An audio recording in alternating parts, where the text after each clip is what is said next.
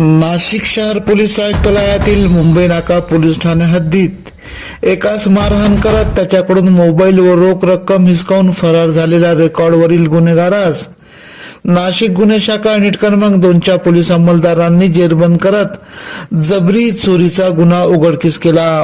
20 September 2025 रोजी फिर्यादीचा Oppo कंपनीचा mobile व 8,000 रुपये रोख हिसकावून फरार झालेला गुन्हेगारास गुन्हे शोध पथकाचे युनिट क्रमांक 2चे पोलीस हवालदार मनोहर शिंदे व चंद्रकांत गवळी यांना मिळालेल्या गोपनीय माहितीवरून समतानगर टाकळी येथून सापळा रचत सौरव रामा साटोटे वय 22 राहणार आगार टाकळी उपनगर यास जेरबंद करत थंडीचा गरमागरम चहा व मसाज करत विचारपूस केल्यानंतर त्याने गुन्ह्याची कबुली दिली। पुढील कारवाईसाठी मुंबई नाका पोलीस स्टेशनच्या ताब्यात देण्यात आले।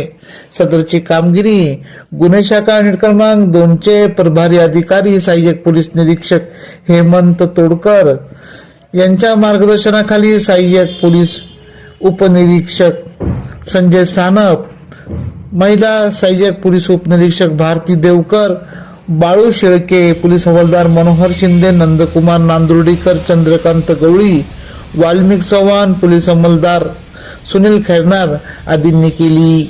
एकेपी न्यूज साठी ब्युरो चीफ अनवर खान पठान, नासिक। अब हर वारदात पर रहेंगी हमारी नजर।